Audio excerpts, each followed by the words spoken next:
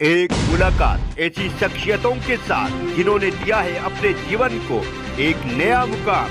रूबरू कराएंगे ऐसी कुछ हस्तियों के साथ एक खास शख्सियत के साथ मुलाकात जयदेव पटेल के साथ नंबर 1 इंडिया न्यूज पर। नमस्कार व्यूअर्स, मैं जयदेव पटेल और आप देख रहे हैं नंबर 1 इंडिया न्यूज। आपका एक बार फिर स्वागत है एक खास शख्सियत के साथ मुलाकात प्रोग्राम में। आज हम बात करेंगे ईरान के राष्ट्रपति रईसी की हेलीकॉप्टर क्रैश में जो मौत हो गई है, ये हत्या है या फिर साजिश, क्योंकि इसको लेकर कहीं न कहीं ईरान के पूर्व विदेश मंत्री ने बड़ा दावा करते हुए अमेरिका को इसका जिम्मेदार ठहराया है। और साथ ही क्या इस हादसे के बाद तीसरा विश्व युद्ध बढ़ सकता है, इन तमाम मुद्दों पर बात करने के लिए हमारे साथ खास मेहमान है रक्षा विशेषज्ञ रिटायर्ड मेजर जनरल ए के सिवाच। मैं जनरल ए के सिवाच आपका बहुत स्वागत आज हमारे प्रोग्राम में। थैंक यू जी, मैं जनरल ए के सिवाच आपसे मेरा पहला सवाल है कि ईरान के राष्ट्रपति रईसी की हेलीकॉप्टर क्रैश में जो मौत हुई है, ये दुर्घटना है या साजिश है? कैसे देखते हैं आप इसको, क्योंकि इसको कहीं कहीं सवाल खड़े किए जा रहे हैं। हाँ देखो, सच्चाई ये है कि ये कहना कि ये एक एक्सीडेंट है या सबोटाज है इतना आसान नहीं होगा जब तक इसकी कोई इन्वेस्टिगेशन ना हो, क्योंकि अभी तक पूरे के पूरे पहलू हमारे सामने नहीं आए।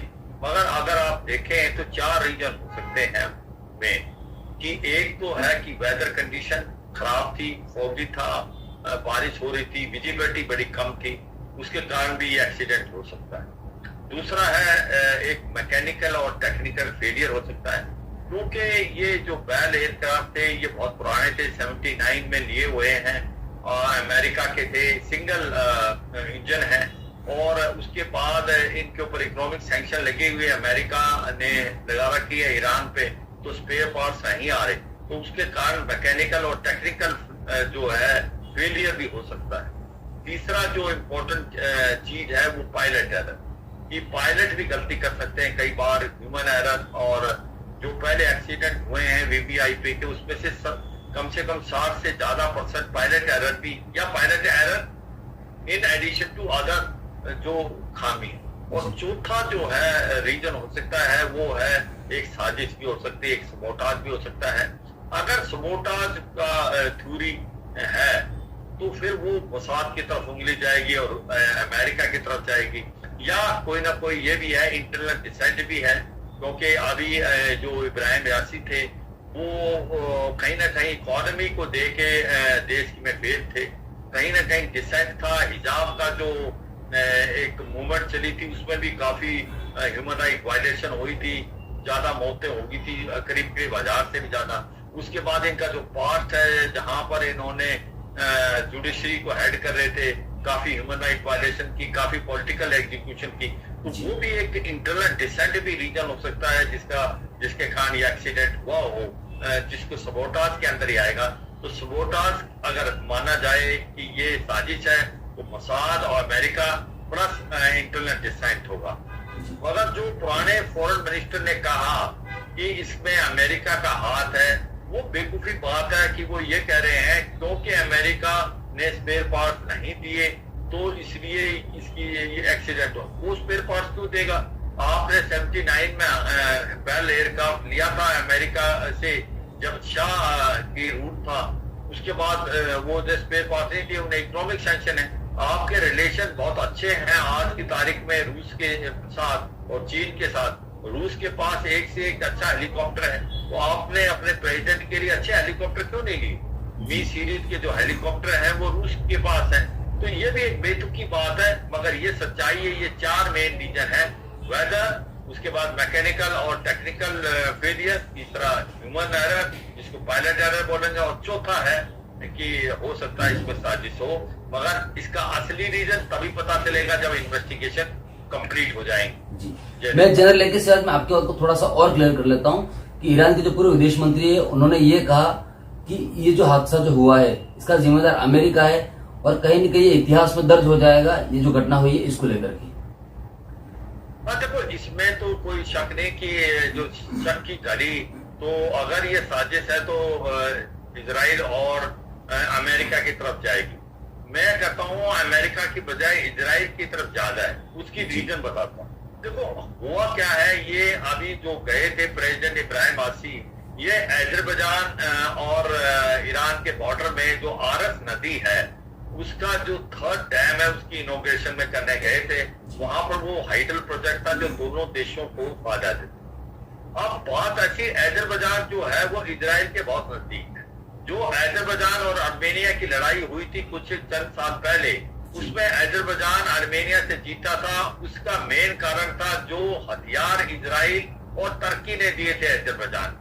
तो ऐसे में अजरबैजान का जो इलाका वहां पर मोसाद बहुत सक्रिय है, उनके बहुत अड्डे हैं। तो ये तो हो सकता है कि वहां पर जो इलाका था जिसको ईस्ट अजरबैजान बोल रहे हैं प्रोविंस, वहां पर और अजरबैजान के जो बॉर्डर एरिया वहां पर मोसाद बहुत ज्यादा उसके बेसिस है। और ये भी सच्चाई है उस लड़ाई में आर्मेनिया, यूं तो आर्मेनिया यूरोप कंट्री है, क्रिश्चियन है, पर ईरान ने उनका साथ दिया था। तो आप इस पहलू को भी समझे, अगर मान लो सबोटाज है तो कहीं ना कहीं इस इलाके में हुआ है। वहां पर अजरबैजान के कुछ इलाके में मोसाद का काफी सक्रिय है और मोसाद करा सकता है। और मोसाद अगर कराया है तो वो इस तरीके से ऐसे चीज को एक प्रकार इफेक्टिव करेगा या उसको सक्सेसफुली कंप्लीट करेगा कि उसके पीछे कोई ट्रेसिस नहीं छोड़ता। बड़ा मुश्किल होगा इन्वेस्टिगेशन टीम को फिंगर पॉइंटिंग करना, अगर ये एक प्रकार से सक्रिय है कि ये एक सबोटाज था। अमेरिका कितना इन्वॉल्व है वो भी समय ही बताएगा, मगर ये सच्चाई है कि इससे सिचुएशन काफी नाजुक होगी। मगर एक चीज मान के चलनी पड़ेगी कि आयतुल्लाह अल खमानी वो सुप्रीम लीडर है, पावर उनसे ही फ्लो करती है। जो प्रेसिडेंट हैं जैसे इब्राहिम रासी हैं, वो ज्यादा इंटरफेस ही होते हैं बिटवीन गवर्नमेंट और लोगों के बीच, और गवर्नमेंट का दामोदार सबसे ज्यादा सुप्रीम लीडर के हाथ में होता है जो कि आयतुल्लाह अल खमानी थे। हाँ, ये सच्चाई है, इब्राहिम रासी को आयतुल्लाह अल खमानी का एक प्रकार से सक्सेसर माना जाता था। उनकी 80 साल उम्र हो गई थी आयतुल्लाह अल खमानी, तो उनके मौत के बाद या वो रिटायर होते थे उन्होंने आना था। इस मामले से ऐसा है कि एक सेटबैक तो पक्का ईरान को लगा है। जिस प्रकार से इब्राहिम रासी की मौत हुई है हेलीकॉप्टर में, उसकी मौत हुई कैसे है वो मुझे लगता है कि इन्वेस्टिगेशन से ही पता चलेगा। जय देव जी, मैं जान लेके इस बात आपसे हमारा एक आखिरी सवाल है।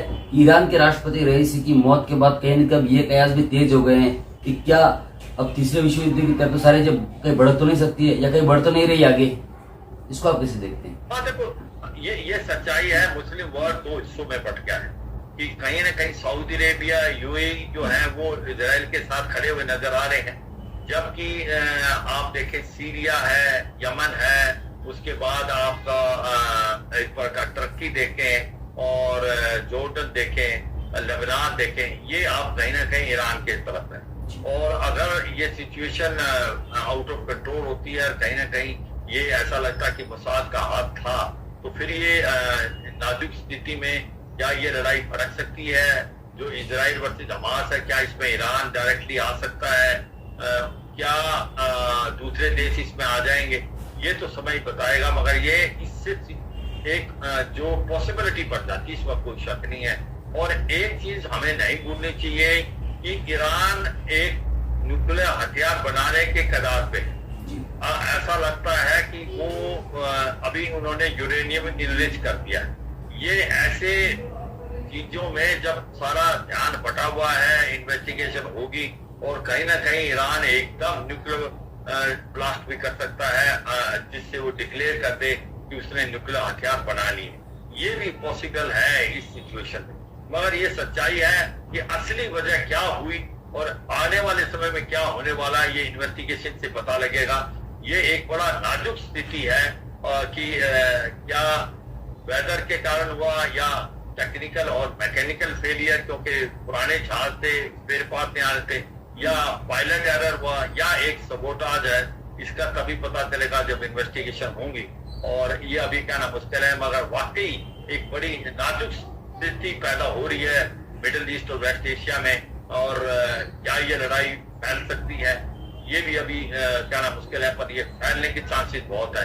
क्या ईरान अभी न्यूक्लियर हथियार का टेस्ट कर सकता है? ये भी बहुत पॉसिबल है, क्योंकि वो 93% से ज्यादा यूरेनियम इनरिच कर चुका है।